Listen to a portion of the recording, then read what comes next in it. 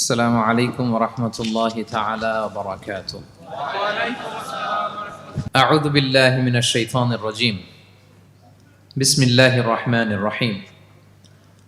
رسلا مبشرين ومنذرين لئلا يكون للناس على الله حجة بعد الرسل وكان الله عزيزا حكيما. صدق الله العظيم. আজকের আলোচনার টপিক হচ্ছে আল্লাহ তাআলা কেন এই পৃথিবীতে রাসূল প্রেরণ করেছেন। রাসূল প্রেরণের উদ্দেশ্য কি, নবী রাসূলদের পরিচয় এবং তাদের বৈশিষ্ট্য, এগুলো নিয়ে আমি আজকে আলোচনা করব এবং নবী রাসূলদের জীবনী থেকে আমাদের আসলে শিক্ষা কি, লেসনটা কি লেসন আমরা নিতে পারি, এই টপিকটা নিয়ে আলোচনা করব। টপিকটা কি সবার কাছে ক্লিয়ার? প্রথমে আমরা উদ্ধার করবার চেষ্টা করি যে কেন আল্লাহ এত রাসূল পাঠালেন পৃথিবীতে, এর কারণটা কি। এর উত্তরটা আল্লাহ তাআলা খুব চমৎকারভাবে সূরা নিসার 165 নম্বর আয়াতে আলোকপাত করেছেন, যে আয়াতটা দিয়ে আমি আলোচনা শুরু করেছি। আল্লাহ তাআলা বলছেন, রুসুলান মুবাশশিরিন ওয়া মুনজিরিন লিআল্লা ইয়াকুনা লিন-নাসি আলাল্লাহি হুজ্জাতুন বা'দা রুসুল ওয়া কানা আল্লাহু আজিজান হাকীমা। অর্থাৎ আমি রাসূলগণকে সুসংবাদদাতা এবং সতর্ককারী রূপে পৃথিবীতে প্রেরণ করেছি। আমি আবারও বলছি, আল্লাহ বলেন আমি এই পৃথিবীতে রাসূলদেরকে সুসংবাদদাতা এবং সতর্ককারী রূপে পৃথিবীতে প্রেরণ করেছি, যাতে করে রাসূল আগমনের পরে আল্লাহর বিরুদ্ধে মানুষের আর কোনো অজুহাত না থাকে। ওয়া কানা আল্লাহু আজিজান হাকীমা, আর আল্লাহ তাআলা তিনি হচ্ছেন পরাক্রমশালী এবং মহাপ্রজ্ঞাময়। তাহলে উদ্দেশ্য আল্লাহ তাআলা ক্লিয়ার করলেন, কেন তিনি রাসূল পাঠালেন, যাতে মানুষের অজুহাত না থাকে। আল্লাহ তাআলা যদি রাসূল পৃথিবীতে বাণীবাহক হিসেবে প্রেরণ না করতেন, মানুষরা বলতো আল্লাহ আখিরাত বলে যে একটা কথা আছে, এটা তো আমি বুঝি নাই। আল্লাহ মৃত্যুর পরে যে আবার জীবিত হইতে হবে, এটা তো আমি শুনি নাই। আল্লাহ এই পৃথিবীতে আমি কি কি করেছি তার পাই টু পাই তোমার সুপ্রিম কোর্টের কাঠগড়ায় দাঁড়িয়ে যে বিচারের সম্মুখীন হতে হবে, কেউ তো আমার কোনোদিন বলে নাই। এজন্য আল্লাহ বলেন আমি পৃথিবীতে রাসূল পাঠিয়েছি, যাতে করে মানুষের কোনো এক্সকিউজ না থাকে। আচ্ছা বলেন তো, এখন কি কেউ আল্লাহরে বলতে পারবে আল্লাহ বিচার যে হবে এটা তো আমি জানি না? বলতে পারবে?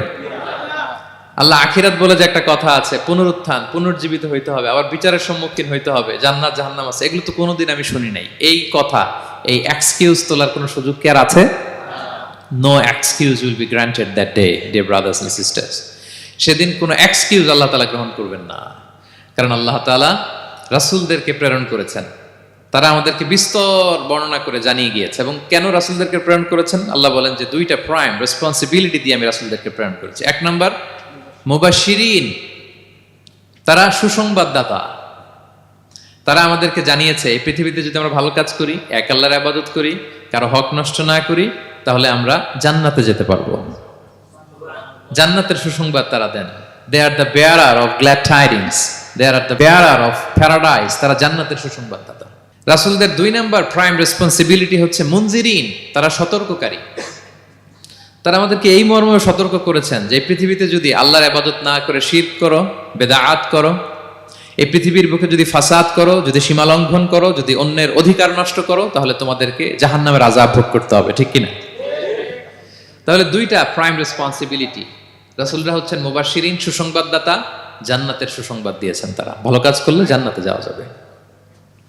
পাশাপাশি তারা হচ্ছেন সতর্ককারী। কিসের সতর্ককারী? জাহান্নামের ব্যাপারে সতর্ককারী। এই পৃথিবীতে ফাসাদ করলে, আল্লাহ তাআলার অবাধ্য হলে জাহান্নামে যেতে হবে। এবং রাসূল পাঠানোর মধ্য দিয়ে আল্লাহ তাআলা এক্সকিউজ দেওয়ার সুযোগ বন্ধ করে দিয়েছেন। কোনো এক্সকিউজ আর দেয়া চলবে না। তাহলে পৃথিবীতে কেন আল্লাহ তাআলা রাসূল পাঠালেন, এই পয়েন্টটাকে সবার কাছে ক্লিয়ার? আচ্ছা ক্লিয়ার, আমরা সামনের দিকে এগোই। এরপর আল্লাহ তাআলা বলেছেন এই পৃথিবীতে যত জাতি গোষ্ঠী আছে সব জাতির কাছে আমি রাসূল পাঠিয়েছি। ওয়া ইম মিন উম্মাতিন ইল্লা খালা ফিহা নাযীর। যত জাতি, যত নেশন এই পৃথিবীতে এসেছে, সব জাতিকে সতর্ক করবার জন্য, ইনস্ট্রাক্ট করবার জন্য, গাইড করবার জন্য আমি রাসূল পাঠিয়েছি। এমন কোন জাতি নাই যে জাতির মধ্যে আল্লাহ রাসূল পাঠায় নাই, সবাই রাসূল পেয়েছেন। এবং মজার ব্যাপার হচ্ছে they are the chosen and selected personality by Allah subhanahu wa ta'ala. রাসূলরা হচ্ছেন আল্লাহ তাআলার পক্ষ থেকে chosen এবং সিলেক্টেড।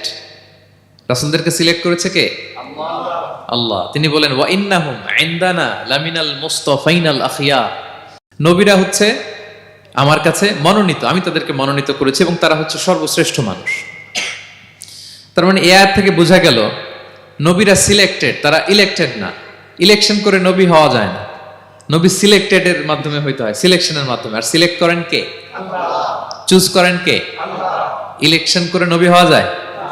আমরা পৃথিবীর সবাই মিলে যদি ভোট দেই, যে আল্লাহ আমরা সবাই ভোট দিলাম, এ হচ্ছে রাসূল, তাকে রাসূল হিসেবে আপনি কবুল করেন, হবে ইলেকশনে ভোট দিলে?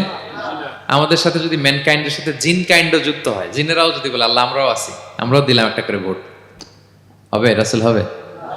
ফেরেশতারাও যদি যুক্ত হয়, ফেরেশতারাও যদি বলে, মানুষও ভোট দিল, জিনেরাও দিল, ফেরেশতারাও দিল, প্রত্যেকে একটা করেই দিল, ধরেন প্রত্যেকের ভোট গণনা করার পরে দেখা গেল বিশাল ভোট কাউন্ট হয়েছে, এখন তাদের এই ভোটের উপর ভিত্তি করে রাসূল হবে কেউ?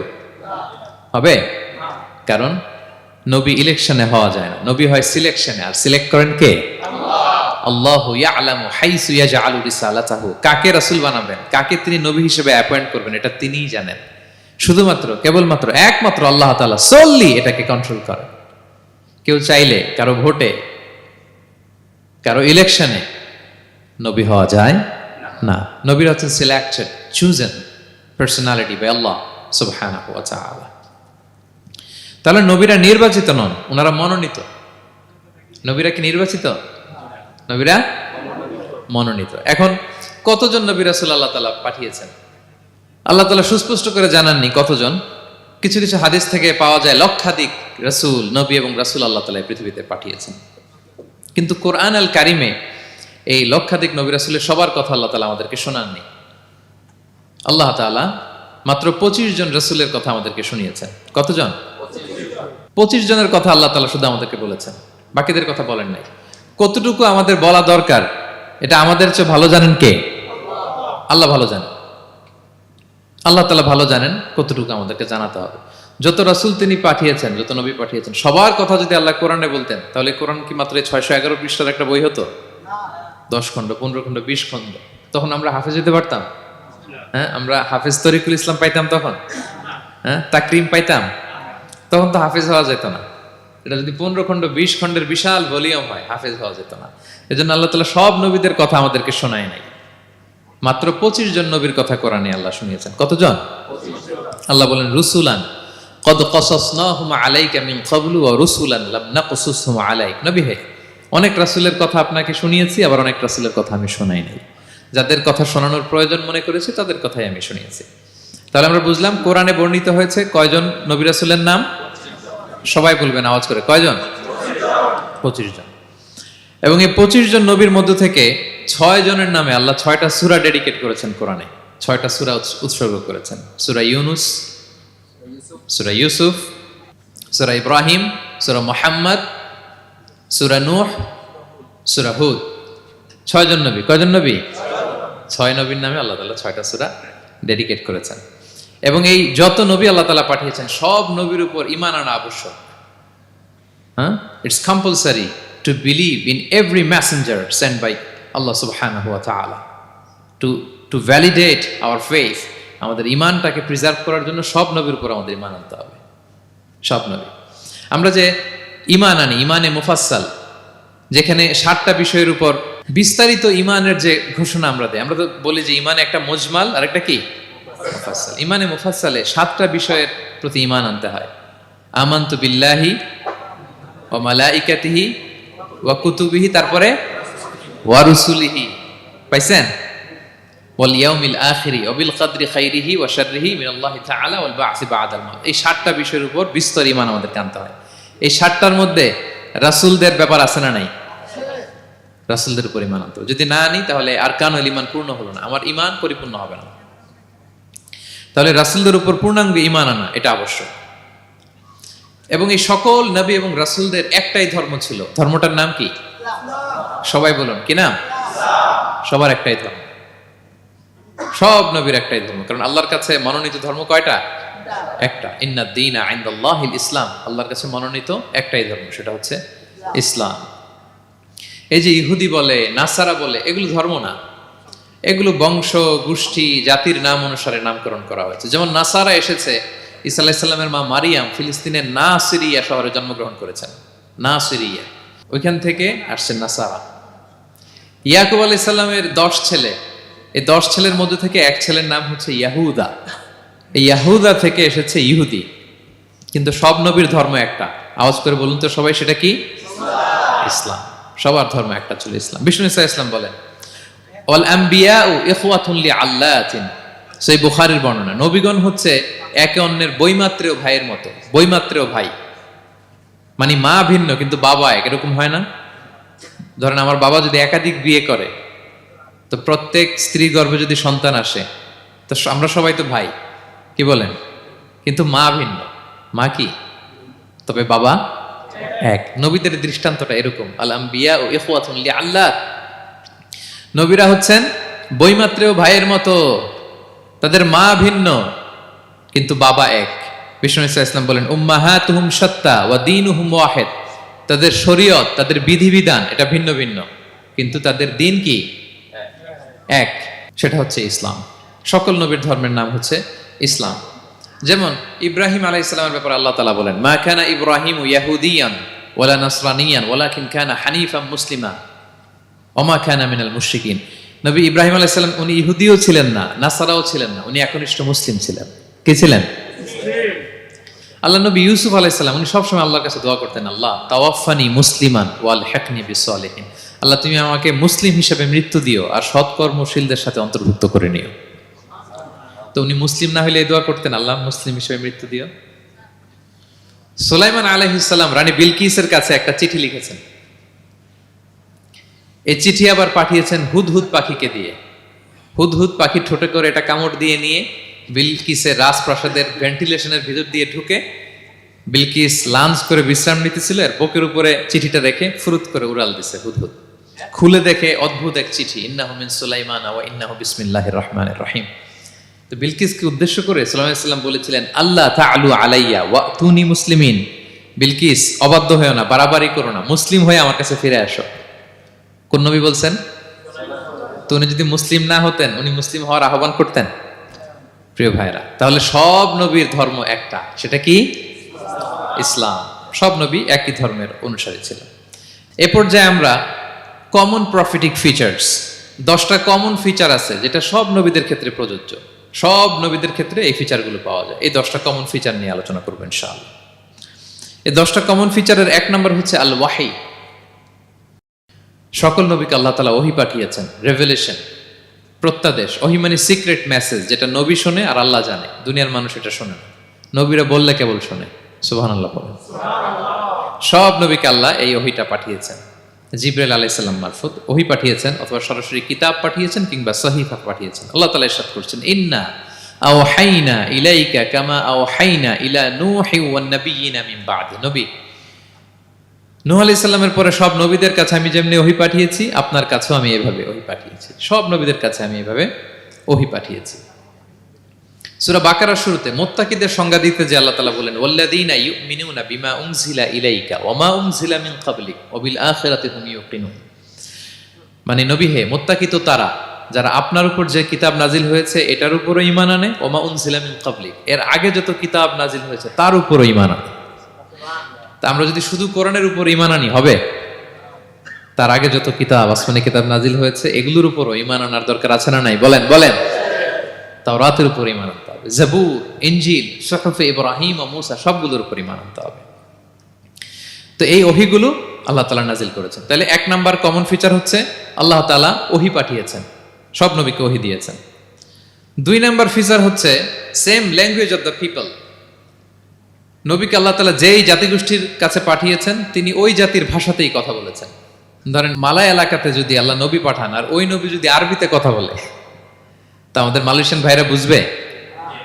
আচ্ছা, আরব দেশে যদি আল্লাহ একজন নবী পাঠান, ওই নবী ধরেন যে ম্যান্ডারিনে কথা বলে, চাইনিজ ভাষায়, আরবরা বুঝবে?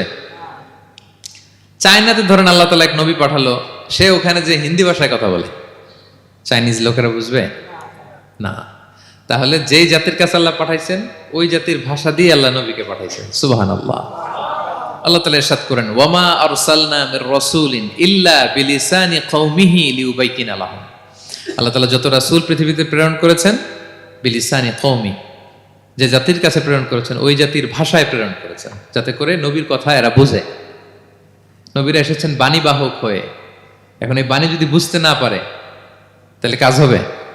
এজন্য প্রত্যেক নবীকে আল্লাহ তাআলা যে জাতির কাছে পাঠিয়েছেন ওই জাতির ভাষায় পাঠিয়েছেন। 3 নম্বর হচ্ছে সকল নবীকে আল্লাহ তাআলা very good standard of character দিয়েছেন। চারিত্রিক দৃষ্টিকোণ থেকে অতুলনীয় ছিল এক একজন নবী। পা থেকে মাথা পর্যন্ত কালো দাগ ফেলার মতো কিছু ছিল না। আল্লাহু আকবার।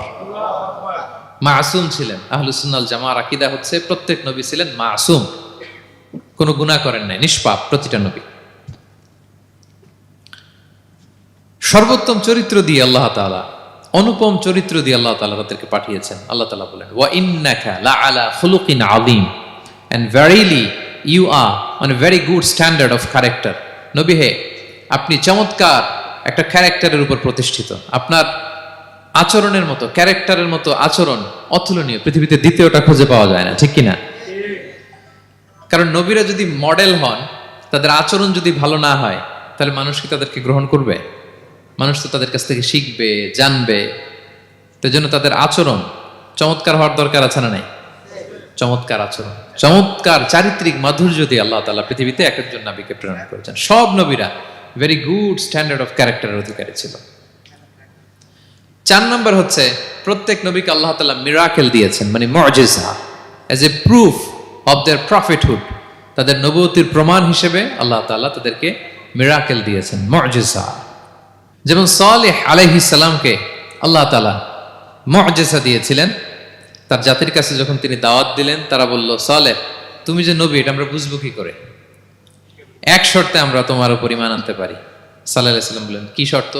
বলতেছে, এই যে পাহাড় দেখো, এই পাহাড়ের ভেতর থেকে যদি একটা উট বের করো, 10 মাসের গর্ভবতী একটা উটটা বেরোবে, বেরোয় বাচ্চা দিবে, সাথে সাথে আমরা উটের দুধ দহন করে খাবো, এরপর আমরা ঈমান আনবো। চিন্তা করছেন কত শর্ত? পাহাড়ের ভেতর থেকে কি বের করে দেখাইতে হবে? উট। উনি আল্লাহর কাছে দোয়া করলেন, আল্লাহ বললেন কবুল, তবে কথা না শুনলে কিন্তু খবর আছে। বলছে ঈমান আনবে, ঈমান না আনলে কিন্তু খবর আছে। উনি দোয়া করলেন, আল্লাহ কবুল করলেন। পাহাড় বিদীর্ণ হয়ে একটা বিশাল আকৃতির উট বেরোয় আসলো, 10 মাসের গর্ভবতী উট। মুহূর্তে এটা ডেলিভারি করলো একটা উটের বাচ্চা, এবং দুধ দিতে আরম্ভ করলো, ওলান ভর্তি দুধ। সবাই পেট ভরে দুধ খেলো। খাওয়ার পরে কয়, তুমি জাদুকর। খাওয়ার পরে সাল্লাল্লাহু আলাইহি সাল্লাম কি বলে? ইউ আর এ ম্যাজিশিয়ান, তুমি জাদুকর, তুমি তো বড় ভেলকিবাজ সালেহ, তুমি পাহাড়ের ভিতরে ভেলকি ঢুকাই দিছো। আল্লাহ তাআলা তাদেরকে একটা সাউন্ড গ্রেনেড, প্রচন্ড শব্দ তরঙ্গ দিয়ে ধ্বংস করে দিলেন। কানের পর্দা ফেটে সবগুলো লাশ হয়ে জমিনে পড়ে রইল। তাহলে এই যে সাল্লাল্লাহু আলাইহি সাল্লাম যেটা দেখাইছেন, এটা কি ভেলকি ছিল? ম্যাজিক ছিল? কি ছিল? মুআজিজা, miracle, as a proof of their prophethood. তাদের নবুয়তির প্রমাণ হিসেবে আল্লাহ তাআলা তাদেরকে মুআজিজা দিয়েছেন। মূসা আলাইহিস সালামের মুআজিজা কি ছিল? লাঠি। ফাআলকাহা ফাইযা হিয়া হাইয়াতুন তাসআ। ওই লাঠি রেখে দিলে মুভিং স্ন্যাক হয়ে যেত, নড়তেছে সাপ, ছবল মারবে এরকম। সুবহানাল্লাহ, এটা কি ম্যাজিক ছিল? কি ছিল? মুআজিজা। ঈসা আলাইহিস সালামকে আল্লাহ তাআলা মাইন্ড ব্লোয়িং মুআজিজা দিয়েছেন। অন্ধ ব্যক্তির চোখে হাত বুলিয়ে দিলেই দৃষ্টিশক্তি ফিরে পেত। ধবল রোগী, কুষ্ঠ রোগীর গায়ে টাচ করে দিলে স্কিন পরিষ্কার হয়ে যেত। মৃত ব্যক্তিকে দাঁড়াতে বললে মুহূর্তে দাঁড়িয়ে যেত। কুম বিইযনিল্লাহ, আল্লাহর আদেশে দাঁড়াও বললে লাশ জীবিত হয়ে দাঁড়িয়ে যেত। বেলকিবাজি ছিল এটা? কি ছিল? বিষ্ণু ঈসা ইসলাম দাওয়াত দিচ্ছেন কুরাইশদেরকে, ওরা মানে না। বিষ্ণু নবী পাগল পড়া, বললেন, আচ্ছা বলো কুরাইশের লোকেরা কি বললে বিশ্বাস করবে যে আমি সত্য নবী? কি বললে বিশ্বাস করবে? তারা বলল, মুহাম্মদ ওই যে আকাশের চাঁদ, এটার 2 ভাগ করে দেখাইতে বললে বিশ্বাস করবো তুমি সত্য নবী। কি আবদার দেখছেন? হ্যাঁ, নবীদেরকে পেয়ে মামুর বাড়ির আবদার নিয়ে আসছিল এক এক জাতিগোষ্ঠী। বলে, মুহাম্মদ আকাশের জল জলে চাঁদটাকে যদি তুমি 2 ভাগ করে দেখাতে পারো তবেই বুঝবে তুমি নবী। বিষ্ণু ইসলাম আল্লাহর কাছে দোয়া করলেন, আল্লাহ বললেন, ঠিক আছে। ইখতারাবাতিস সাআতু ওয়ানশাক্কাল কমার ওয়া ইয়ারাউ আয়াতান ইয়ারিদু ওয়া ইয়াকুলু সিহরুম মুস্তামির। বিশ্বনবী সাব্বাবা, এই আঙ্গুলের নাম কি? ইবহাম, সাব্বাবা, ওয়ুসতা, বিংসার, খিনসার। হ্যাঁ, আমরা ইংরেজি নাম ঠিকই জানি, আরবিটা জানি না। ইবহাম, সাব্বাবা, ওয়ুসতা, বিংসার, খিনসার। বিষ্ণু সাব্বাবা আঙ্গুলি উঠালেন, এটা শাহাদাত আঙ্গুলি বলে আমাকে, আসলে সাব্বাবা আরবিতে। তো বিশ্বনবী এভাবে আল্লাহর নাম নিয়ে চাঁদের দিকে ইঙ্গিত করলেন, মুহূর্তে আকাশের জ্যোৎস্না বিলানো চাঁদটা 2 ভাগ হয়ে গেল। কুরাইশরা দেখে তো অবাক। বিষ্ণু বললেন, এবার কথা অনুযায়ী ঈমান আনো। বলে, Muhammad, you are a magician. Muhammad, তুমি বড্ড বড় জাদুকর, তুমি চাঁদের মধ্যে জাদু লাগাই ফেলছো। নাউযুবিল্লাহি মিন যালিক। তাহলে আল্লাহ তাআলা age a proof of their prophethood, তাদের নবুয়তের প্রমাণ হিসেবে প্রত্যেক নবীকে কি দিয়েছেন? মুআজিজা দিয়েছেন, সব নবীকে দিয়েছেন। 5 নাম্বার, সকল নবীর দাওয়াতি মিশন এক ছিল, একই মিশন নিয়ে নবীরা পৃথিবীতে এসেছেন। সেটা কি? তাওহীদ, রিসালাত, আখিরাত। আমার সাথে সাথে বলেন, তাওহীদ, রিসালাত, আখিরাত। তাওহীদ, রিসালাত, আখিরাত। এই তিনটা বুনিয়াদী শিক্ষা দিতে নবীরা এসেছে। তাওহীদ মানে ওয়াননেস অফ গড, আল্লাহ যে এক, সব নবী প্রচার করেছেন। রিসালাত মানে তারা যে বার্তাবাহক হিসেবে এসেছেন, তাদের কথা মানতে হবে, এটার দাওয়াত দিয়েছেন। আখিরাত মানে হচ্ছে মৃত্যুর পরেও যে একটা জীবন আছে, সেই জীবনের ব্যাপারে প্রত্যেক রাসূলরা কি করেছেন? দাওয়াত দিয়েছেন। এবং কোন নবীর কথার সাথে আরেক নবীর কথার গরমিল পাওয়া যায় না, অমিল হয়নি। আচ্ছা বলেন তো, কখনো কি হয়েছে কোন এক নবী এসে বলছে যে মৃত্যুর পরে একটা জীবন আছে, আরেক নবী এসে বলছে না, মনে হয় নাও থাকতে পারে? বলছে? এক নবী এসে বলছে আমাদের স্রষ্টা আল্লাহ তাআলা তিনি একজন, আরেকজন বলছে না, একজন না, 2-3 জন হইতে পারে। এক নবী এসে বলছে ভালো করলে জান্নাত, খারাপ করলে জাহান্নাম, আরেক নবী এসে বলছে না, জান্নাত জাহান্নাম বলতে কিছু নাই। হয়েছে? হয়েছে? কোন নবীর কথার সাথে কোন নবীর কথার কোনো বৈপরীত্য নাই, কারণ প্রত্যেক নবীরা মন গড়া কিছু বলতেন না। ওমা ইয়ান্তিকু আনিল হাওয়া ইন হুয়া ইল্লা ওয়াহয়ুন ইউহা। নবীরা কথা বলতেন একটা হেডকোয়ার্টার থেকে তথ্য পেয়ে। ওই হেডকোয়ার্টারটা কার? আল্লাহ। ওই হেডকোয়ার্টার থেকে যে ইনফরমেশন আসতো সেটার আলোকে নবীরা কথা বলতেন, বানিয়ে কিছু বলতেন না। সব নবীরা দাওয়াত দিয়েছেন, ইয়া কওমি ইবুদুল্লাহ মা লাকুম মিন ইলাহিন গায়রু। হে আমার জাতির লোকেরা, এক আল্লাহর ইবাদত করো, আল্লাহ ছাড়া অন্য কারো ইবাদত করো না। সব নবীরা বলেছেন ইন্নী লাকুম রাসূলুন আমিন, নিশ্চয় আমি তোমাদের কাছে বিশ্বস্ত রাসূল হিসেবে প্রেরিত হয়েছি। সব নবীরা বলেছেন ইয়াউমা লা তামলিকু নাফসুন লিনাফসিন শাইআ ওয়াল আমরু ইয়াউমা ইযিল লিল্লাহ। এমন এক দিনের মুখোমুখি হতে হবে, কেউ কারো উপকার করতে পারবে না। নেতা কর্মীর উপকারে আসবে না, কর্মী নেতার উপকারে আসবে না, পীর সাহেব মুরিদের উপকারে আসবে না, মুরিদ পীর সাহেবের উপকারে আসবে না, হাজবেন্ড ওয়াইফের কিছু করতে পারবে না, ওয়াইফ হাজবেন্ডকে কিছু করে দিতে পারবে না। দিনটা বড্ড ভয়ঙ্কর। সব নবীর এই 3টা দাওয়াত দিয়েছেন, তাওহীদ, রিসালাত, আখিরাত। তার মানে সব নবীর দাওয়াতি মিশন এক, এক অভিন্ন দাওয়াতি মিশন নিয়ে তারা পৃথিবীতে এসেছেন। 6 নাম্বার, এই পৃথিবীতে যত রাসূল এসেছে, নবী এসেছে, তারা প্রত্যেকে মানুষ ছিলেন। কি ছিলেন? নাকি জিন ছিল? ফেরেশতা? প্রেরিত সব নবীরা কি ছিল? মানুষ ছিল। মক্কার কুরাইশরা বলতো মা লিহাযা রাসূলি ইয়াকুলু আত-তাআমা ওয়া ইয়ামশি ফিল আসওয়াক। ব্যাপার কি, মুহাম্মদ আবার কেমনে রাসূল হয়? আমরাও বাজারে যাই, উনিও যায়, আমরাও বিয়ে করি, উনিও বিয়ে করে, আমাদেরকে মারলে কাটলে লাল রক্ত, ওনার রক্ত বের হয়। তো তারা চাচ্ছিল, তারা বলতেছিল যে মানুষ না দিয়ে আল্লাহ যদি ফেরেশতা পাঠাইতো নবী হিসেবে, তাইলে না ভালো হইতো। তালবাহান, এটার কি বলে? ফেরেশতা পাঠালে কি বলতো জানেন? ফেরেশতা পাঠালে বলতো ফেরেশতাদের তো ক্ষুধা লাগে না, এরা বুঝবে কি আমাদের কষ্ট? ফেরেশতাদের তো জৈবিক চাহিদা নাই, এরা কেমনে বুঝবে? ফেরেশতাদের তো খারাপ কাজ করার প্রবণতা, টেন্ডেন্সি নাই। আমাদের যে কষ্ট, দুঃখ, ফিলিংস, সেটা তো ফেরেশতারা বুঝে না। ফেরেশতারা কেমনে আমাদের নবী হয়, এটা বলতো, ঠিক কিনা? তালবাহানা বলে কেমন রাসূল, আমরা যা করি তাই করে। আল্লাহ বলেন সব নবীকে আমি মানুষ হিসেবে প্রেরণ করেছি। বিষ্ণু ইসলাম বলেন ইন্নামা আনা বাশারুম মিসলুকুম, নিশ্চয় আমি তোমাদের মতোই মানুষ। তোমাদের মতোই কি মানুষ। তো পার্থক্য হচ্ছে ইউহা ইলাইয়া, আমার কাছে ওহী আসে, প্রত্যাদেশ আছে আল্লাহ তাআলার পক্ষ থেকে।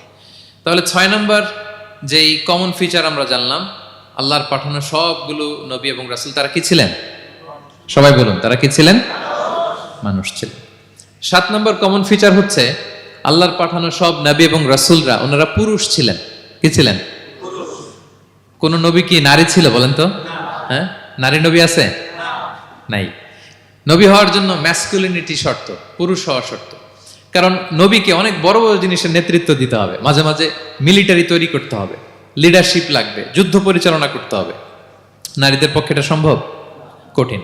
আমাদের বোনদের অনেক ধরনের দুর্বলতা আছে, তাদের মাসে কিছুদিন তারা আল্লাহর আদেশে অসুস্থ থাকে, ঠিক কিনা? পিরিয়ড তাদের চলে, ওই সময় সালাত পড়তে পারে না, অনেক প্রতিবন্ধকতা তাদের আছে। বাচ্চা যদি ধারণ করে পেটে 9 মাস, ওনারা অসুস্থ, শেষের মাসগুলোতে তো কঠিন জটিল অবস্থা। বাচ্চা ডেলিভারির পরেও 40 দিন ব্লিডিং আছে না নাই? তাহলে অনেক ধরনের জটিলতা আল্লাহ তাআলা ওনাদের দিয়েছেন। এজন্য আল্লাহ তাআলা নবুয়তের গুরু দায়িত্ব, এটার জন্য আল্লাহ তাআলা পুরুষদেরকে সিলেক্ট করেছেন। আলহামদুলিল্লাহ বলেন। তাহলে যত নবী এবং রাসূল পৃথিবীতে এসেছিল ওনারা পুরুষ ছিল। আল্লাহ বলেন, ওয়ামা আরসালনা মিন ক্বাবলিকা ইল্লা রিজালান নূহি ইলাইহিম। নবী হে মুহাম্মদ, আপনার আগে যত নবী এবং রাসূলকে আমি পৃথিবীতে প্রেরণ করেছি তাদেরকে পুরুষ হিসেবে প্রেরণ করেছি, কোন নারীকে আমি নবুয়তের মর্যাদা দেই নাই। 8 নাম্বার, প্রত্যেক নবীকে আল্লাহ তাআলা একটা গ্রুমিং, একটা ট্রেনিং সেশনের মধ্য দিয়ে নিয়েছেন। সেটা কি? সেটা হচ্ছে সবাইকে আল্লাহ তাআলা শেফার্ড হিসেবে কাজ দিয়েছিলেন, রাখাল হিসেবে। পৃথিবীর সব নবীরা ছাগল চড়াতেন, সব, আদম আলাইহিস সালাম থেকে শুরু করে বিষ্ণু ইসা ইসলাম পর্যন্ত। সুবহানাল্লাহ পড়বেন না? বিষ্ণু ইসা ইসলাম বলেন, মা বাআসাল্লাহু নাবিয়্যান ইল্লা রাআল গানাম। আল্লাহ এমন কোন নবী পাঠায় নাই যেই নবী ছাগল চড়ায় নাই, সব নবী। সাহাবার অবাক হয়ে বললেন, ওয়া আনতা ইয়া রাসূলুল্লাহ, হে নবী আপনিও ছাগল চড়িয়েছেন? বিষ্ণু বললেন, হ্যাঁ, আমি তো অল্প কিছু পারিশ্রমিকের বিনিময়ে মক্কার লোকদের ছাগল চড়িয়ে দিতাম। সুবহানাল্লাহ। কেন সব নবীকে দিয়ে আল্লাহ ছাগল চড়ালেন? এই ট্রেনিং সেশন, গ্রুমিং সেশন কেন? কারণ ছাগলকে একসাথে বসানো কঠিন। ছাগল একটু কি বলে, একটু টেরা টাইপের প্রাণী, কথা শুনতে চায় না। ধরেন যে সারা সপ্তাহ আপনি খুব ব্যস্ত, একদিন সুযোগ পাইছেন সপ্তাহে যে আজকে আমি ফ্রি আছি, যাই পুকুরে যাই, আমিও গোসল করি, ছাগলটারও গোসল করাই। এটা ধরে যদি এখন পুকুরের দিকে টান দেন, কি করবে? পা দুইটা এমন শক্ত করে মাটিতে ধরে রাখবে, আপনি যত টানবেন ওর ঘাড়ের চামড়া ছিঁড়ে যাচ্ছে, তারপরেও আসে না।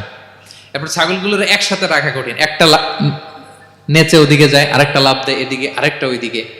এদেরকে যদি কেউ একত্রিত করতে পারে তাহলে এই জাতিকে, মানব জাতিকে একত্রিত করা তার জন্য একেবারে সহজ, পানি ভাত, ঠিক কিনা?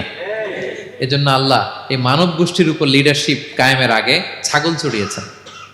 এবং যারা মরুভূমিতে ছাগল চড়ায়, যে শেফার্ডগুলো, যেই রাখালগুলো, তাদের অনেক শক্তিশালী হইতে হয়। গায়ে শক্তি না থাকলে ছাগল চড়ানো যায় না, কিন্তু লাঠি নিয়ে হই হই করে পিছনে দৌড়াইতে হয়, নেকড়ের ছোবল থেকে ছাগলগুলোকে রক্ষা করতে হয়, বাঘ নেকড়ে এগুলো থেকে বাঁচাইতে হয়। তার মানে এটা করার মধ্য দিয়ে এই জাতিকে কিভাবে জাহান্নামের আগুন থেকে বাঁচাবে নবীদের ওই ট্রেনিং হয়ে যায়। সুবহানাল্লাহ। ছাগল এদিক ওদিক দৌড়াতে থাকে, এদেরকে যেমনি একত্রিত করতে হবে, নবীদের কাজও হচ্ছে মানব গোষ্ঠীকে ইউনাইটেড করা, একত্রিত করা। এজন্য আল্লাহ তাআলা মা বাআসাল্লাহু নাবিয়্যান ইল্লা রাআল গানাম, এই পৃথিবীতে এমন কোন নবী পাঠান নাই যেই নবীকে দিয়ে আল্লাহ তাআলা ছাগল চড়ান নাই। সব নবীর মধ্যে এটা কমন। 8 নম্বর পয়েন্ট। 9 নম্বর পয়েন্ট হচ্ছে enmity from their own people. যত নবী দাওয়াত নিয়ে আসছে তারা চ্যালেঞ্জের মুখোমুখি হয়েছেন, শত্রুতার মুখোমুখি হয়েছেন। কেউ ওনাদের জন্য রেড কার্পেট রিসেপশন দেয় নাই। নবীদের পথ ছিল বড় পিচ্ছিল, এটা কুসুমাস্তীর্ণ ছিল না, কণ্টকাকীর্ণ। কেউই সহজে মেনে নেয় নাই। দাওয়াত দিছে তো রিজেক্ট, সবাই প্রত্যাখ্যান করেছে, সবাই প্রত্যাখ্যান করেছে। এটা কমন ছিল, প্রত্যেক নবীকে এটা মুখোমুখি হতে হয়েছে। Mockery, vulgarism, operation, mental torture, physical torture and what not, সব ধরনের। ইভেন অনেক নবীকে হত্যা করা হয়েছে দিনের দাওয়াতের কারণে। বনি ইসরায়েলের লোকেরা তাদের নিজেদের 70,000 নবীকে নিজেরা হত্যা করেছে। এমনকি আমার নবী বিশ্বনবী মুহাম্মদ রাসূলুল্লাহ সাল্লাল্লাহু আলাইহি ওয়াসাল্লামকে হত্যার ষড়যন্ত্র করা হয়েছিল। আল্লাহ তাআলা দয়া করে বিশ্বনবীকে হিজরতের ব্যবস্থা করে দিয়ে প্রাণে বাঁচিয়েছেন, মক্কা থেকে মদিনাতে পাঠিয়ে দিয়েছেন। তাহলে এই পথ বড় কঠিন ছিল, নবীদের পথ, সব নবীর জন্য, এক্সেপ্ট সুলাইমান এবং দাউদ আলাইহিস সালাম, তাদের কথা ভিন্ন। এছাড়া সব নবীরা এই সংগ্রাম, এই বিরোধিতা, এই শত্রুতা, এই জেলাসি, এগুলোর মুখোমুখি হয়েছে পৃথিবীর সকল নবীরা, সকল নবীরা। বিষ্ণু ইসা ইসলাম ঘুমাতে পারে নাই একটা রাত শান্তিতে। বিষ্ণুর বায়োগ্রাফি যদি আপনি পড়েন, জীবনে যদি পড়ে দেখেন, প্রত্যেকটা নবীর জীবনে এই কষ্টকর মুহূর্তগুলো ছিল। শত্রুতা সব নবীকে পোহাতে হয়েছে। বিষ্ণু ইসা ইসলামের কাছে যখন প্রথম নাজিল হলো ইকরা বিসমি রাব্বিকাল্লাযী খালাক, সূরা আলাকের প্রথম কয়টা আয়াত? 5 আয়াত নিয়ে কোরআনের ভারে নতুন রেভেলেশন পেয়ে বিষ্ণুনবী কাঁপতে আরম্ভ করলেন। কাঁপতে কাঁপতে জ্বর এসে গেল বিষ্ণুনবীর গায়ে, নিচে নেমে আসলেন। খাদিজা রাদিয়াল্লাহু তাআলা আনহাকে বললেন, জাম্মিলুনি জাম্মিলুনি, আমাকে কম্বল চাপা দাও, আমার খুব শীত লাগছে, আমার জ্বর এসে গিয়েছে। কাঁপতে লাগলেন বিষ্ণু ইসলাম। খাদিজা রাদিয়াল্লাহু তাআলা আনহার এক চাচাতো ভাই ওয়ারাকা ইবনে নাওফল ছিল ইনজিল কিতাবের পণ্ডিত খাদিজা রাদিয়াল্লাহু তাআলা আনহা বিষ্ণুকে নিয়ে চাচাতো ভাইয়ের কাছে গেলেন, যে বলেন, ভাই ওরাকা দেখেন তো মোহাম্মদ কি বলে, সে কি দেখছে, কি নিয়ে আসছে, কাঁপতেছে আর বলতেছে আমি মরে যাব, আমাকে কম্বল চাপা দাও।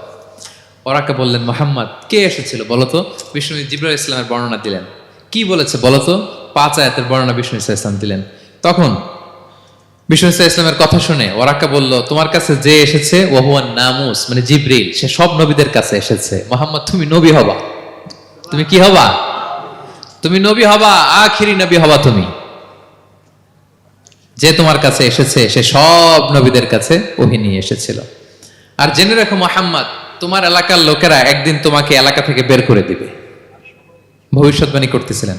বিশ্বনবী বললেন, আওয়া মুখরিজিয়াহুম, আমার ভাই বেরাদার, আমার জ্ঞাতি গোষ্ঠীর লোকেরা আমার এলাকা ছাড়া করবে? ওরাকা বললেন, হ্যাঁ। লাম ইয়াতি রাজুলুন কত্তু বিমিসলি মা জিতা বিহি ইল্লা উদিয়া, তোমার মতো এরকম রিসালাতের দায়িত্ব নিয়ে যারাই কোনো জাতির কাছে এসেছে তাদের সাথে এরকম শত্রুতা করা হয়েছে। বিষ্ণু ইসলাম সেদিনের কথা শুনে, ওরাকার কথা শুনে অবাক হয়েছিলেন। তাহলে সব নবীদের ক্ষেত্রে 9 নম্বর কমন বৈশিষ্ট্য হচ্ছে তাদেরকে বাধার সম্মুখীন হতে হয়েছে। এখনো যারা নবীদের পথে চলবে বা চলে তাদের জীবনে বাধা বিপত্তি আছে না নাই? হ্যাঁ, তারা জেনে বুঝেই এই পথে এসেছে, তারা হিসাব মিলিয়েই এই পথে নেমেছে। এজন্য বাধা বিপত্তি চ্যালেঞ্জ কোন মুমিনকে তার রাস্তা থেকে সরাতে পারে না, ঠিক কিনা বলেন? এক চুলো নড়াতে পারে না। এটা নবীদের পথ, এটা নবীওয়ালা কাজ। এখানে জুলুম থাকবে, এখানে বাধা বিপত্তি থাকবে, এখানে চ্যালেঞ্জ থাকবে। এই পথটা সোজা, সিরাতুল মুস্তাকিম। যদি শেষ মাথায় যাওয়া যায়, ডাইরেক্ট জান্নাতুল ফিরদাউস। আলহামদুলিল্লাহ। তাহলে সব নবীরা বাধার সম্মুখীন হয়েছেন। 9টা কমন ফিচার গেল। 10 নম্বর, দ্য লাস্ট কমন ফিচার, পৃথিবীর সব নবীরা ইন্তেকাল করেছেন, আর কোন নবী আসবেন? আসবে? পৃথিবীর সব নবীরা মারা গিয়েছেন, কিন্তু আলামুল বারজাখে, বারজাখের জগতে নবীরা জীবিত। আই রিপিট, আমি আবারও বলি, প্রত্যেক নবী তার কবরে জীবিত। আলামুল বারজাখে। আমরা এই দুনিয়াতে আসার আগে যেই জগতে ছিলাম, ওই জগৎটার নাম হচ্ছে আলামুল আরওয়াহ, মানে রুহের জগৎ। সেখান থেকে আমরা এই জগতে এসেছি, এটার নাম আলামুদ দুনিয়া, দুনিয়ার জগৎ। আবার মৃত্যুর পরে যে নতুন এক্সটেশনে আমরা যাব, সেটার নাম হচ্ছে আলামে বারজাখ, বারজাখের জগৎ। নবীরা ওই বারজাখের জগতে জীবিত। বিষ্ণু ইসলাম সুনানে আবু দাউদের হাদিসে বলেন যে, ইন্নাল্লাহ হাররামা আলাল আরদি আন তাকুলা আজসাদাল আম্বিয়া, আল্লাহ তাআলা এই জমিনকে, নবীদের দেহকে কনজিউম করাকে হারাম করে দিয়েছেন। মানে জমিনের জন্য নবীদের লাশকে পচিয়ে ফেলা, খেয়ে ফেলা হারাম। যত নবী যেখানে ইন্তেকাল করেছেন, তাদের পবিত্র দেহ মোবারক এখনো আগের মতো একেবারে, যখন মৃত্যুবরণ করেছিলেন তখন লাশটা যেমন তাজা ছিল, এখনো প্রত্যেকে তার কবরে এরকম তাজা লাশ নিয়ে শুয়ে আছে। প্রত্যেক নবী কবরে জীবিত। বিষ্ণু ইসলাম ওনার কবরে জীবিত। তবে এটা বারজাকি জগতে। এই দুনিয়া তিনি যেভাবে জীবিত ছিলেন ওইভাবে না, বারজাকি জগতে জীবিত।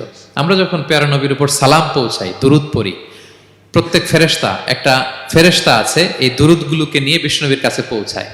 আপনার বাবার নাম, আপনার নাম বলে ফেরেশতা বলে যে অমুকের ছেলে অমুক আপনাকে সালাম দিয়েছে। বিষ্ণুনবী কবর থেকে নিজে ওই সালামের উত্তর বলে, কারণ বিষ্ণু ইসলাম বারজাকের জগতে তিনি জীবিত। হায়াতুন নবী, বারজাকের জগতে তিনি জীবিত। আরেক হাদিসে বিষ্ণু ইসলাম বলেন, আল আম্বিয়া ও আহিয়াউন ফি কুবুরিহিম ইউসাল্লুন, নবীরা তাদের কবরে জীবিত, সেখানে তারা সালাত আদায় করে। নবীরা তাদের কবরে কি করে? সালাত আদায় করে। তাহলে এই 10টা হচ্ছে কমন ফিচার্স এবং প্রফিটস। সব নবীদের মধ্যে এই বিষয়গুলো পাওয়া যায়। সর্বশেষ পয়েন্ট হচ্ছে lessons from the life of the profits. এত নবী রাসূল যে আল্লাহ তাআলা আমাদের হেদায়েতের জন্য পাঠালেন, তাদের জীবনী থেকে আমাদের জন্য শিক্ষা কি, লেসন কি, এটা জানার দরকার আছে না নাই? বলেন, কি লেসন আমরা নিব? অনেক লেসন আছে। আমি সংক্ষিপ্ত পরিসরে 2-1টা বলি। আমি আমার মিজানুর রহমান আজহারি ভেরিফাইড ইউটিউব চ্যানেলে প্রফেট সিরিজ নামে একটা সিরিজ করেছি, 25 পর্বের। কোরআনে কয়জন নবীর নাম উল্লেখ হয়েছে? 25। আর আমার চ্যানেলে কয় পর্ব? তার মানে 25 জন নবীর ব্যাপারে আমি ওয়েল ডকুমেন্টেড ম্যানারে একাডেমিকলি আলোচনা করেছি। আপনারা শুনবেন, আপনাদের জন্যই করেছি, শুনবেন আপনারা। এবছর 21শে বইমেলায় আপনারা শুনেছেন আমার একটা বই প্রকাশিত হয়েছে। বইয়ের নাম হচ্ছে জেগে ওঠো আবার। এটা আমি নিজে লিখেছি। আরেকটা বই 6 খণ্ডের আমি সম্পাদনা করেছি, সেটা হচ্ছে ছোটদের নবী রাসূল। বইটার নাম কি? ছোটদের নবী রাসূল। সত্যায়ন প্রকাশন থেকে 6 পর্বের খুব চমৎকার গ্রাফিক্যাল ইউজার ইন্টারফেস দিয়ে আপনার সোনামণিরা, বাচ্চারা তারা জেনে যাবে যে তাদের আসল আইকন কারা, তাদের আসল সুপার হিরো কারা, তাদের অনুসরণীয় অনুকরণীয় ব্যক্তিত্ব হবে কারা। এই বইটা লিখতে, সম্পাদনা করতে আমাদের অনেক চ্যালেঞ্জ আমরা ফেস করেছি, কারণ এটা আপনাদের জন্য লিখি নাই, লিখছি কাদের জন্য? বাচ্চাদের জন্য। আমি বাচ্চাদেরকে গল্প শোনাচ্ছি এরকম একটা ভাব নিয়ে লিখেছি। আমি বারবার ভেবেছি যে আমার ছোট্ট মেয়েটাকে যদি আমি শোনাই, ওকে বুঝাইলে ও কিভাবে বললে বুঝবে। গল্পের মতো করে খুব রস দিয়ে, আনন্দ দিয়ে প্রতিটা বাক্য এভাবে সাজানো হয়েছে। 6 খণ্ডের ছোটদের নবী রাসূল সিরিজ, যদি সুযোগ হয় আপনারা সংগ্রহ করবেন। বড়দের নিয়েও আমরা নবী রাসূলদের উপর আমাদের সামনে কাজ আসবে, আমরা জানাবো। তো আজকের এই কায়েত ফাউন্ডেশন বাংলাদেশের এই প্রোগ্রামে সর্বশেষ যে পয়েন্টটা আপনাদের সামনে আমি উপস্থাপন করতে চাই, সেটা হচ্ছে lessons from the life of the profits. নবী রাসূলদের জীবনী থেকে আমাদের জন্য কি শিক্ষা। 25 জন নবীকে কভার করা সম্ভব হবে না। আমি সেখান থেকে মাত্র 7 জন নবীর জীবনী থেকে 7টা শিক্ষা 7 মিনিটে বলে আমরা শেষ করে দেব ইনশাআল্লাহ বিইذنিল্লাহ। প্রথমে আমরা শুনবো সাইয়েদনা আদম আলাইহিস সালামের জীবনী থেকে শিক্ষা। পৃথিবীর প্রথম নবী কে ছিল বলেন তো? আদম আলাইহিস সালাম। আমরা যেমনি আমাদের শৈশব ছিল, কৈশোর ছিল, যৌবন, তারপর বার্ধক্যের দিকে যাচ্ছি, ওনার কি এরকম ছিল? আদম আলাইহিস সালামের শৈশব ছিল না? ছিল? কৈশোর ছিল? কনফিউশনে পড়ে গেছে। ছিল? ছিল না। মজার ব্যাপার হচ্ছে ওনার শৈশব কৈশোর ছিল না, ওনাকে আল্লাহ সৃষ্টি করতে যুবক করে সৃষ্টি করছে। সুবহানাল্লাহ, এত আসতে কেন? সৃষ্টি করতেই যুবক, 60 হাত লম্বা। কয় হাত? 60 হাত লম্বা করে তৈরি করছেন আদম আলাইহিস সালামকে। আপনারাও যারা জান্নাতে যাবেন 60 হাত লম্বা হয়ে ঢুকবেন, 33 বছরের যুবক হয়ে ঢুকবেন। 80 বছর বয়সে মারা গেল, কত বছর বয়সে ঢুকবেন? গালে কোনো দাড়ি থাকবে না। এই দুনিয়ায় দাড়ি রেখে নেন, ওখানে দাড়ি ছাড়া উঠবেন একেবারে। কোনো জুরদা মুর্দা ও আবনা ও সালাসা ওয়া সালাসিন, 33 বছরের তাগড়া ইয়াং সুপারস্টার হয়ে জান্নাতে ঢুকবো আমরা। তো আদম আলাইহিস সালামকে আল্লাহ প্রথম নবী করে পৃথিবীতে পাঠালেন। ওনাকে জান্নাতে সব খাইতে বললেন যে সব খাও, একটা গাছের কাছে যেও না। কিন্তু শয়তান সে তার মিশন নিয়ে আসে। সে আদম আলাইহিস সালামকে ভুলভাল বোঝালো, আদম আর হাওয়াকে, যে একটা কাজ করো, আল্লাহ তাআলা তোমাকে না করছে কেন জানো? আল্লাহ তো চায় না তুমি জান্নাতে থাকো, আল্লাহ চায় তোমাদেরকে দুনিয়াতে পাঠাই দিবে। তো তুমি যদি ওই গাছের ফল খেয়ে ফেলো, আল্লাহ আর দুনিয়াতে পাঠাইতে পারবে না। কিন্তু আল্লাহ চায় তোমাদেরকে কই পাঠাবে? কিন্তু যদি গাছের ফল খেয়ে ফেলো আর পাঠাইতে পারবে না। এজন্য আল্লাহ নিষেধ করছে গাছের ফল খায় না। চিন্তা করছেন? উল্টা, পুরো উল্টোটা বুঝাইছে। তো ভুল করে সাইয়েদনা আদম আলাইহিস সালাম, হাওয়া আলাইহিস সালাম খেয়ে ফেলছেন এই ফল।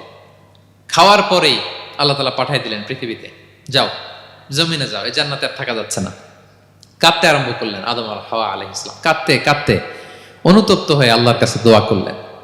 তো পুরো আদম আলাইহিস সালামের জিন্দেগির সবচেয়ে বড় শিক্ষা হচ্ছে রিপেন্টেন্স, অনুতপ্ত হওয়া। কি হওয়া? অনুতপ্ত হওয়া। আমরা ভুল করব, কুল্লুকুম খাত্তাউন, আমরা সবাই পাপী। সবাই কি পাপী? কে পাপ করি না? আমরা সবাই পাপী। কিন্তু মনে রাখবেন, আমাদের পাপ যত বড় হোক, আল্লাহর রহমতের দরিয়া তার চাইতেও বড়, অনেক বড়। তিনি দয়াময়, তিনি মেহেরবান, তার দয়ার শেষ নাই, তার মায়ার শেষ নাই। তার রহমতের দরিয়া যে কত বড় আপনি কল্পনাও করতে পারবেন না। শয়তান আর আমাদের মধ্যে পার্থক্য হচ্ছে, শয়তান পাপ করে পাপে অটল থাকে, কিন্তু বিশ্বাসীরা পাপ করার সাথে সাথেই ক্ষমা চায় কার কাছে? এটা হচ্ছে আদম আলাইহিস সালামের জীবনী থেকে আমাদের জন্য সবচেয়ে বড় লেসন। সাইয়েদনা আদম আলাইহিস সালাম উনি ভুল করে যখন বুঝতে পারলেন, অনুতপ্ত হলেন, চোখের পানি ছাড়লেন। 2 ফোঁটা পানি আল্লাহর কাছে সবচাইতে প্রিয়। এক হচ্ছে জেহাদের ময়দানে মুজাহিদের গা বেয়ে ঝরে পড়া রক্তের ফোঁটা, 2 হচ্ছে অনুতপ্ত বান্দার চোখের পানির ফোঁটা। অনুতপ্ত বান্দা নিজের ভুল স্বীকার করে মাথাটা নিচু করে চোখের পানি ছেড়ে দিয়ে যখন আল্লাহর কাছে কাঁদে, তার চোখের পানি চোখ বেয়ে নাকের ডগা বেয়ে জমিনে ড্রপ করার আগেই আল্লাহ তার সব গুনাহ মাফ করে দেয়। সাইয়েদনা আদম আলাইহিস সালাম কাঁদতে আরম্ভ করলেন, কাঁদতে কাঁদতে অনুতপ্ত হয়ে দোয়া করলেন, রব্বানা যালামনা আনফুসানা ওয়া ইল্লাম তাগফির লানা ওয়া তারহামনা লানাকুনান্না মিনাল খাসিরিন।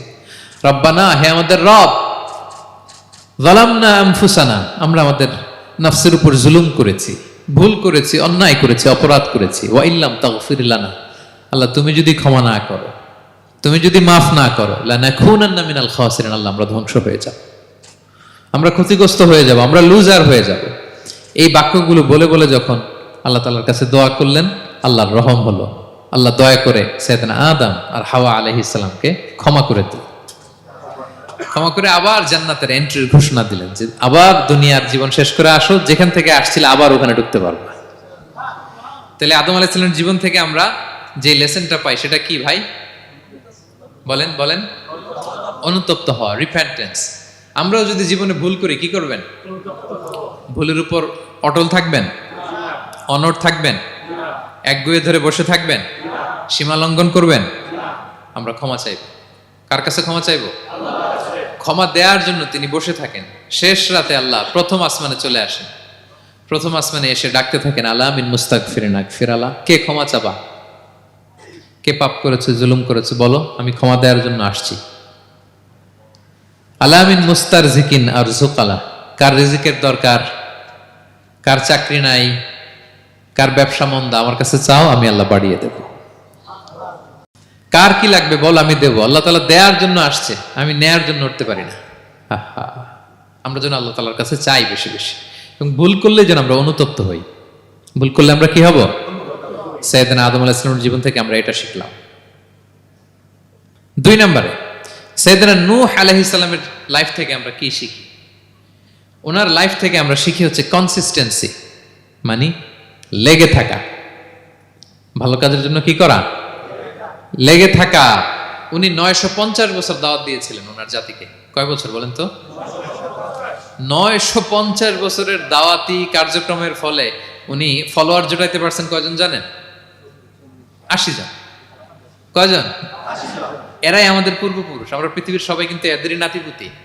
এই 80 জনকে নিয়ে উনি নৌকার উপর উঠছিলেন, কিস্তির উপর, আর বাকিটা তো মহাপ্লাবন দিয়ে আল্লাহ ধ্বংস করে দিয়েছেন। ওই 80 জন আবার জমিনে এসে জমিন আবাদ করা শুরু হলো, ওখান থেকে পৃথিবীর সকল মানুষ। সুবহানাল্লাহ। উনি বলেন, ক্বালা রাব্বি ইন্নী দাআউতু কওমি লাইলান ওয়া নাহারা, আল্লাহ আমি দিন রাত এক করে আমার জাতিগোষ্ঠীকে দাওয়াত দিয়েছি। ফালাম ইয়াজিদহুম দুআই ইল্লা ফিরারা, কিন্তু আমারে দেখলে লোকগুলো ভেগে ভেগে যায়। আর কি করে? আমার কথা যেন শুনতে না হয়, এরা কানে আঙ্গুল দিয়ে রাখে আর মুখে কাপড় পেঁচিয়ে রাখে। নূহ আলাইহিস সালাম তারপরও থামতেন না, কন্টিনিউয়াস দাওয়াতি কাজ। লোকজন নূহ আলাইহিস সালামকে পিটিয়ে আধামরা করে কাঁথা দিয়ে পেঁচিয়ে পাহাড়ে রেখে আসতেন। ওইখান থেকে এসে নূহ আলাইহিস সালাম আবার দাওয়াত দিতে শুরু করতেন। What a consistency! কিভাবে লেগেছিলেন! 950 বছর তিনি দাওয়াত দিয়েছেন, মাত্র 80 জন ফলোয়ার হয়েছিল। তাহলে আমরা অল্প দাওয়াতি কাজ করেই আমরা হতাশ হয়ে যাই। হায় রে, আমার কথা শুনলো না, হায় রে আমার কথা পৌঁছাইল না, হায় রে আমার কাছে এসে কেউ মুসলিম হইল না, হায় রে আমার কথা। অস্থির। আপনার কাজ হচ্ছে পৌঁছে দেওয়া, আপনার কাজ হচ্ছে কোরআনের কথা মানুষকে বলা। এটা দিয়ে কতটুকু কি হবে এটার ফয়সালা কার? তাহলে নূহ আলাইহিস সালামের জীবনী থেকে আমাদের শিক্ষা হচ্ছে কনসিস্টেন্সি। 950 বছর উনি লাগাতার দাওয়াত দিয়েছেন, থামে নাই, হতাশ হয় নাই, হাল ছাড়া নাই। নবীরা কখনো হাল ছাড়ে না। সুবহানাল্লাহ পড়েন। 3 নাম্বার, ইব্রাহিম আলাইহিস সালামের জীবনী থেকে আমাদের জন্য শিক্ষা হচ্ছে ওবিডিয়েন্স, আনুগত্য। কি করে আল্লাহ তাআলার কাছে আনুগত্য করতে হয়। আল্লাহু আকবার। আমি মনে হয় 1 ঘন্টার উপরে আলোচনা করেছি আমার প্রফেট সিরিজ ইব্রাহিম আলাইহিস সালামের জীবনী নিয়ে। ওনার পুরো জীবনটা, আল্লাহ কোনো কিছু বলতে দেরি, আল্লাহর আদেশের সামনে মাথা পেতে দিতে ইব্রাহিম আলাইহিস সালামের দেরি হয়নি। আল্লাহ বলছেন আসলিম, ওয়া ইয ক্বালা রাব্বুহু আসলিম ক্বালা আসলামতু লিরাব্বিল আলামিন।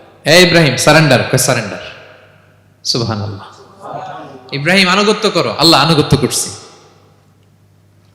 ওনার সন্তান হয় না 86 বছর বয়সে একটা সন্তান দিলেন আল্লাহ তাআলা। আমাদের এখানে কার বয়স কত? সর্বোচ্চ বয়স কত আছি আমরা? এদিকে 60 বছরের উপর তো কেউ নাই, ঠিক কিনা? 86 বছর বয়সে আল্লাহ সন্তান দিয়েছেন ইসমাঈল আলাইহিস সালাম। কত বছর বয়সে? সন্তানটা আদরের নাকি? হ্যাঁ, আদরের না? শেষ কালে একটা সন্তান পেলেন 86 বছর বয়সে। ইব্রাহিম আর হাজেরার ঘরকে উজাড় করে ফুটফুটে এক সন্তান ইসমাঈল আলাইহিস সালাম আসলেন। ভালোবাসা, আদর যেন ঠিকরে পড়ে, এত গদগদ ভালোবাসা। এবার বললেন যাও হাজেরা আর দুধের সন্তান ইসমাইলকে মরুভূমিতে ফেলে দিয়ে আস। বলতে দেরি, রেখে আসতে দেরি নেই। এটাই হচ্ছে ইব্রাহিম আলাইহিসসালামের আনুগত্য। দুধুমরু প্রান্তরে হাজেরা আর ইসমাইল আলাইহিসসালামকে রেখে আসলেন, চলে আসলেন। বুকটা ফেটে চৌচির, 86 বছর বয়স একটা দুধ সন্তান পেলাম, দুধের বাচ্চা আমার স্ত্রী সহ মরুভূমিতে রেখে আসলাম। রেখে আবার থাকাও যাবে না, যাও তুমি ফিলিস্তিনে, এরা থাকবে মক্কায় মরুভূমির মাঝখানে। পরে আল্লাহ জুরহুম কওমের মাধ্যমে এদেরকে পানি, জামজাম অনেক কিছু দিলেন। লম্বা ঘটনার দিকে যাচ্ছে। এরপর হৃদয় যখন ফেটে চৌচির হয়ে যায়, তখন আল্লাহ তাআলা বলেন ঠিক আছে যাও, যা একটু ছেলেরা দেখে আসো। এবার যে দেখে ছেলেরা আরো মায়া লাগে, কারণ একটু বড় হয়েছে তো, এবার দৌড়াইতে পারে, হাঁটতে পারে। সুবহানাল্লাহ বলেন। এবার যখন দৌড়াইতে পারে, হাঁটতে পারে, আব্বু আব্বু বলে ডাকতে পারে, মায়াটা যখন একটু গাঢ় হয়েছে, আল্লাহ বলে এবার ছেলেরা জবাই কর। দেখছেন কি পরীক্ষা? 86 বছর বয়সে সন্তান পেল, রেখে আসলো মরুভূমিতে, একটু বড় হইল, দেখা করতে গেল, এবার বলে জবাই করো। জবাই করো বলতে দেরি, ছুরি চালাতে দেরি হয়নি। কুরবানির ইতিহাস লম্বা ইতিহাস, দিকে যাব। এরপরে আল্লাহ কবুল করলেন। এরপরে বললেন বাপ বেটা মিলে মরুভূমির মধ্যে ঘেমে ঘেমে একটা ঘর বানাও। এরপরে ঘোষণা দাও মানুষকে, যেটা আমার ঘর। বাপ বেটা মিলে কষ্ট করে একটা ঘর বানালেন। এবার বললেন আজান দাও, ঘোষণা দাও, সবাই যেন এখানে আসে। আল্লাহ কারে ঘোষণা দিব? কেউ তো নাই। বলতেছে তুমি ঘোষণা দাও, এই ঘোষণার শব্দ পৃথিবীর সব মানুষের কর্ণকুহরে আমি আল্লাহ নিজ দায়িত্বে পৌঁছে দেব। আমরা যারা রুহের জগতেও তখনও ছিলাম, যারা লাব্বাইক বলতে পেরেছি, তাদের ঠিকই নসিবে ওই কাবা ঘর জিয়ারতের নসিব হয়ে যাবে। উনি ঘোষণা দিলেন, দেখেন কেউ নাই, ধুধুমরু প্রান্তর। আজকের মক্কাকে কল্পনা করেন তো কি অবস্থা। এই রমজানের লাস্ট 10 days অফ রমাদান আপনি জায়গা পাবেন? হজের চেয়েও বেশি মানুষ। কিভাবে আল্লাহ কবুল করেছেন, কিভাবে আনুগত্য, সাবমিসিভনেস, নিজেকে আল্লাহর কাছে পুরো সুপর্দ করা, এর নমুনা সাইয়েদনা ইব্রাহিম আলাইহিস সালাম পেশ করেছেন। তাহলে সংক্ষিপ্ত কথা হচ্ছে, আল্লাহ নবী ইব্রাহিম আলাইহিস সালামের জীবনী থেকে আমাদের জন্য শিক্ষা হচ্ছে অবিডিয়েন্স, আনুগত্য। কিভাবে আল্লাহর আদেশের সামনে মাথা পেতে দিতে হয়। পারা যাবে তো? হ্যাঁ, ওই ইব্রাহিম আলাইহিস সালামের রক্ত আমাদের দেহে বহমান। আমরাও নবী ইব্রাহিমের উত্তরসূরি। নবী ইব্রাহিমের আলাইহিস সালামের মতো আমরাও ইসলামের জন্য জীবন বিলিয়ে দেওয়ার দরকার আছে না নাই? বলেন বলেন। শক্ত পদে আমাদেরকেও এরকম স্যাক্রিফাইসের মেন্টালিটি অর্জন করতে হবে। অবিডিয়েন্স, আনুগত্যের শিক্ষা আমরা নবী ইব্রাহিম আলাইহিস সালামের কাছ থেকে পাই। 4 নম্বর, ইয়াকুব আলাইহিস সালাম, ওনার জীবনী থেকে শিক্ষা হচ্ছে পেশেন্স, ধৈর্য। আমাদের অনেকের ধৈর্য নাই, আমরা অস্থির, অল্পতে ধৈর্য হারাই ফেলি। ধৈর্য এমন একটা গাছ, এই গাছের সারা গায়ে অনেক কাঁটা, কিন্তু এই গাছের ফল বড্ড মিষ্টি। ধৈর্য এমন একটা গাছ, গাছের সারা গায়ে কি, কিন্তু ফলটা। ইয়াকুব আলাইহিস সালামের কলিজার টুকরা ইউসুফ আলাইহিস সালামকে ভাইয়েরা মেরে আহত করে কুয়ায় ফেলে দিছে। কুয়া থেকে নিয়ে মিশরে বিক্রি করে দিস। এখন এতিম হয়ে আরেক জায়গায় থাকে, বাবার কলিজা ফেটে যায়, ছিঁড়ে যায়, কিন্তু কাউরে বিচার দেয় না, কাউরে কিছু বলে না। উনি বলে ইন্নামা আশকু বাসি ওয়া হুজনি ইলাল্লাহ, আমার দুঃখ কষ্ট মনের জ্বালার যন্ত্রণা আমি একজনের বলি, তিনি কে? আল্লাহ। ধৈর্য ধারণ করলেন। প্রাপ্তবয়স্ক অবস্থায় ওনার ছেলে বানিয়ামিন, তাকেও হারালেন। আবার বলে আমি কাউরে বিচার দেই না, একজনের বলে, তিনি কে? আল্লাহ। এই 2 ছেলের শোকে কাঁদতে কাঁদতে অন্ধ হয়ে গেলেন। আল্লাহু আকবার। সাইয়েদনা ইয়াকুব আলাইহিস সালাম একবারও ধৈর্য হারা হন নাই। তাহলে আল্লাহ নবী ইয়াকুব আলাইহিস সালামের জীবনী থেকে আমাদের জন্য শিক্ষা হচ্ছে পেশেন্স। বিপদে আমরা কি ধরবো? ধৈর্য ধারণ করব। 5 নম্বরে, ইউসুফ আলাইহিস সালামের জীবনী থেকে আমাদের শিক্ষা হচ্ছে he is the archetype of good character, উন্নত চরিত্রের মডেল। আমার যুবক ভাইয়েরা, কায়েত ফাউন্ডেশন বাংলাদেশের আজকের ইফতার প্রোগ্রামে যুবক যারা এসছো, তোমাদের জন্য শিক্ষা আর্কিটাইপ অফ গুড ক্যারেক্টার, চরিত্র কিভাবে হেফাজত করতে হয় এর মডেল, প্রেরণার বাতিঘর। তাগড়া যুবক, পৃথিবীর সবচাইতে সুন্দর পুরুষ ইউসুফ আলাইহিস সালাম। তাকে দেখে ওই সময়ের আরেক বিশ্ব সুন্দরী জুলাইখা প্রেমে মাতোয়ারা, গোপন কক্ষে নিয়ে প্রেম নিবেদন করেছে, বলেছে ইউসুফ কাক পক্ষে টের পাবে না। আল্লাহ নবী ইউসুফ আলাইহিস সালাম এটাকে প্রত্যাখ্যান করলেন। জোরাজুরি করলো, প্রত্যাখ্যান করলেন। মারধর করা হলো, প্রত্যাখ্যান করলেন। সবশেষে আলটিমেটাম দিল, যদি আমার কথা মতো না চলো জেলখানায় ভরবো। উনি বললেন ক্বালা রাব্বি সিজনু আহাব্বু ইলাইয়া মিম্মা ইয়াদউনানি ইলাই, আল্লাহ এই পাপের কাজের চেয়ে জেলখানায় আমার জন্য ভালো। বিনা অপরাধে, বিনা দোষে 1 যুগ মিথ্যা অপবাদে কারাবন্দী ছিলেন সাইয়েদনা ইউসুফ আলাইহিস সালাম। তারপরেও চরিত্রের ব্যাপারে 1 বিন্দুও কম্প্রোমাইজ করেন। যুবক ভাইরা, চরিত্র বড় দামি সম্পদ। সম্পদ গেলে সম্পদ আসে, স্বাস্থ্য গেলে স্বাস্থ্য আসে, একবার চরিত্র নষ্ট হলে ওই চরিত্র আর ফিরে পাওয়া যায় না। সাইয়েদনা ইউসুফ আলাইহিস সালামের জীবনী থেকে আমাদের শিক্ষা হচ্ছে চরিত্রকে কিভাবে প্রিজার্ভ করতে হয়। এটা 6 নম্বরে সাইয়েদনা ঈসা আলাইহিস সালামের জীবনী থেকে আমাদের জন্য শিক্ষা হচ্ছে স্লেভারি, দাসত্ব। কারণ আমরা সবাই গোলাম একজনের, বলেন তো কার গোলাম? আল্লাহর গোলাম। কিন্তু ওনার সব উম্মতেরা মানে খ্রিস্টানরা তাকে বলে সান অফ গড, উনি নাকি আল্লাহর সন্তান। নাউজুবিল্লাহ পড়েন। ওনার মা ম্যারি মানে মারিয়াম আলাইহিস সালাম নাকি আল্লাহর স্ত্রী। নাউযুবিল্লাহ। কিন্তু উনি জন্মের পরেই দুধের শিশু মায়ের কোলে বসে একটা ছোট্ট ভাষণ দিয়েছিলেন, বলেছিলেন ইন্নী আব্দুল্লাহ আতানিয়াল কিতাবা ওয়া জাআলানি নাবিয়্যা। আল্লাহ আমাকে আল্লাহর গোলাম বানিয়ে পাঠিয়েছেন। দেখেন কি নবী, প্রথমে এসে বলেন আমি কিন্তু রাসূল। একে তো দুধের শিশু, মুখের প্রথম কথা কি? ইন্নী আব্দুল্লাহ, আমি আল্লাহর গোলাম। যাতে করে পুরো খ্রিস্ট সমাজের বিরুদ্ধে দলিল হয়ে থাকে যে তোমাদের নবী পৃথিবীতে এসে তার মুখ নিঃসৃত প্রথম শব্দটাই ছিল আমি আল্লাহর দাস, আমি আল্লাহর গোলাম। এবং উনাকে ওনার মাকে আল্লাহ স্পেশাল ইন্টারোগেট করবেন কিয়ামতের দিন। ঈসা, মারিয়াম, তোমরা কি বলে আসছিলা যে তুমি আমার বউ আর তুমি আমার সন্তান? ওনারা কাচুমাচু করে থার করে কাঁপবে আল্লাহর সামনে, কারণ এটা শিরকের প্রশ্ন। তারা বলবে আল্লাহ আমরা যদি বলতাম আপনি তো জানতেন, আপনি যা শিখিয়েছেন আমরা তাই বলেছি। আল্লাহ জানেন যে উল্টাপাল্টা কিছু বলে নাই, তারপরও কোটি কোটি মানুষের সামনে এত বিশাল জনগোষ্ঠী কেন এই নবীকে আল্লাহর সন্তান বললো? আল্লাহ তাআলা ঈসা আলাইহিস সালামকেও ছাড়বেন না, জিজ্ঞেস করবেন। তিনি বলবেন আল্লাহ আমি যে তোমার গোলাম এটার দাওয়াত দিয়েছি, আর আজীবন গোলামের মতোই ছিলাম। ঈসা আলাইহিস সালাম কৃষকের সাথে, মজুরের সাথে, কুলির সাথে, ধোপাতের সাথে বন্ধুত্ব করেছিলেন। সমাজের নিচু শ্রেণীর লোকেরা ছিল তার ফলোয়ার। আল্লাহু আকবার। তাহলে সাইয়েদনা ঈসা আলাইহিস সালামের জীবনী থেকে আমরা শিখলাম আমরা সবাই আল্লাহর গোলাম, আল্লাহর দাস। সর্বশেষ নবী, বিশ্ব নবী, পেয়ারা নবী মুহাম্মদুর রাসূলুল্লাহ সাল্লাল্লাহু আলাইহি সাল্লামের জীবনী থেকে কি শিক্ষা? এই শিক্ষা তো বলতে গেলে ঘন্টার পর ঘন্টা লাগবে। একটা শিক্ষা শুধু বলি, সেটা হচ্ছে মার্সি। ওমা আরসালনাকা ইল্লা রাহমাতাল লিল আলামিন। I have sent you as a mercy for the entire universe. নবী হে, আমি আপনাকে গোটা বিশ্বের সবার জন্য রহমত করে প্রেরণ করেছি। তিনি মানুষের জন্য রহমত, তিনি প্রাণীর জন্য রহমত, তিনি পাখির জন্য রহমত, তিনি স্ত্রীদের জন্য রহমত, তিনি উম্মতের জন্য রহমত, তিনি তার ফলোয়ার সাহাবীদের জন্য রহমত। ঠিক কিনা? তিনি কত রহমতের নবী ছিলেন? বিষ্ণু ইসলাম কতটা রহমতের নবী ছিলেন? ছোট্ট একটা উদাহরণ দিয়ে শেষ করি। বিষ্ণু ইসলাম বলেন লিকুল্লি নাবিয়িন দাওয়া মুস্তাজাবা। আল্লাহ প্রত্যেকটা নবীকে একটা করে দোয়ায়ে মুস্তাজাবা দিয়েছেন। মানে এমন দোয়া, এই দোয়া করতে দেরি কিন্তু দোয়া কবুল হতে দেরি হয়। সব নবীকে আল্লাহ বলছেন এই নবীরা তোমাদের প্রত্যেককে একটা করে দোয়া করার সুযোগ দিলাম এই দুনিয়াতে, এবং দোয়াটা করার সাথে সাথেই কবুল করে ফেলবে। বিষ্ণু বলেন লিকুল্লি নাবিয়িন দাওয়া মুস্তাজাবা। সব নবীরা একটা করে দোয়া মুস্তাজাব পেয়েছেন, দাআউ বিহা। আর নবীরা ওই দোয়াটা দুনিয়াতেই করে ফেলছে। সব নবীর ওই স্পেশাল দোয়া যেটা করলেই কবুল, ওটা সব নবীরা কি করছে? দুনিয়াতেই করে ফেলেছে। কিন্তু বিষ্ণু নবী বলেন ওয়া ইন্নী আখতাবিউ দাওয়াতি শাফাআতান লি উম্মতি ইয়াউমাল কিয়ামা। আমি আমার সেই দোয়াটা এই দুনিয়ার বুকে অন্যান্য নবীদের মতো করি নাই। আমি আমার দোয়াটা আমার গুনাহগার উম্মতের জন্য কিয়ামতের কঠিন দিনে তারা যখন মুসিবতে পড়ে যাবে, ওই মুসিবত থেকে বাঁচার জন্য ওই দোয়াটা আমি আমার উম্মতের জন্য রেখে দিয়েছি। ওয়া ইন্নী আখতাবিউ দাওয়াতি শাফাআতান লি উম্মতি ইয়াউমাল কিয়ামা। সব নবীরা এই দোয়াটা করেছে, দুনিয়াতেই কবুল হয়ে গিয়েছে। কিন্তু বিষ্ণু বললেন আমি চাইলে এই দোয়াটা করতে পারতাম। তায়েফের ময়দানে বিষ্ণুনবী ওই দোয়া করলে বিষ্ণুনবীর গা দিয়ে রক্ত ঝরে না। কুরাইশদের সাথে বিষ্ণুনবীর 3 বছর জেল খাটা লাগে না।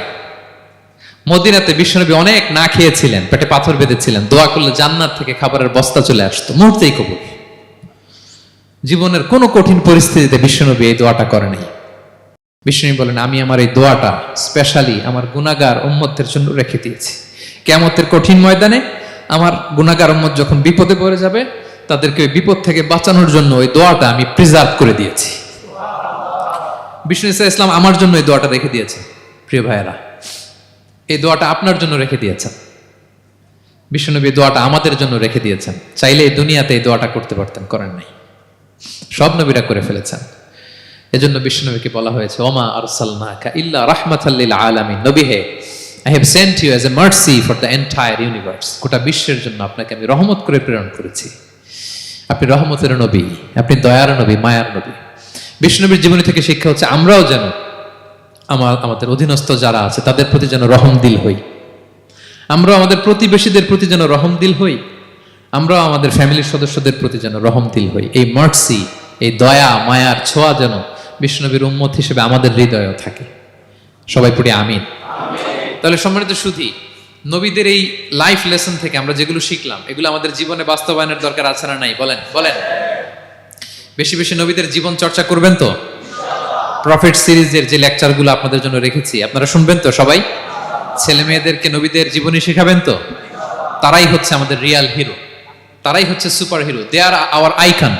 এবং আমাদের হেদায়েতের জন্য তাদেরকে আল্লাহ তাআলা আমাদের কাছে পাঠিয়েছেন নবী হিসেবে, রাসূল হিসেবে। নবীরা যেই পথে চলেছেন, যে দিক নির্দেশনা আমাদেরকে দিয়েছেন, আমরা যেন আমাদের জীবনকে ওই পথে ওই মতে পরিচালিত করতে পারি। আল্লাহ তাআলা আমাদের সবাইকে কথাগুলো বোঝা আর আমল করার তৌফিক দান করুন। হাযা মা ইনদি ওয়াল ইলমু ইনদাল্লাহ আলাইহি তাওয়াক্কালতু ওয়া ইলাইহি উনীব।